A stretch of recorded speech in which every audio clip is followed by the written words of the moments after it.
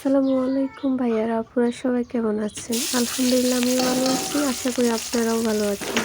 তো আজকে আমি আরেকটা রান্না নিয়ে এসেছি, মসুরের ডাল ভুনা। তো প্রথমে আমি কড়াইতে তেল দিয়ে পেঁয়াজ এবং কাঁচামরিচ ফালি দিয়ে দিয়েছি।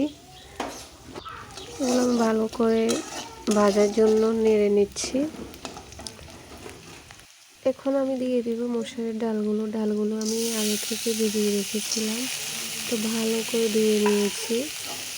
এখন তেল দিয়ে দিলাম। এগুলো অনেকক্ষণ ধরে আমি ভাজবো যতক্ষণ না ফুটে ওঠে।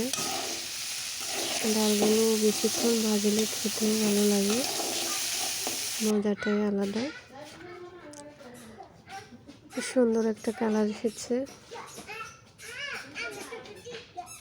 তো আমি এখন দিয়ে দিলাম হলুদ দিয়ে কিছুক্ষণ নাড়বো। এখন দিয়ে দিব আমি লবণ পরিমাণ মতো।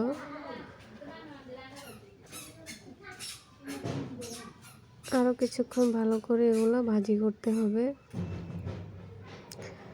ডালটা আপনি যতক্ষণ ভাজি করবেন ততক্ষণই ভালোভাবে ফুটবে। তো এখন দিয়ে দিলাম আমি পানি পরিমাণ মতো।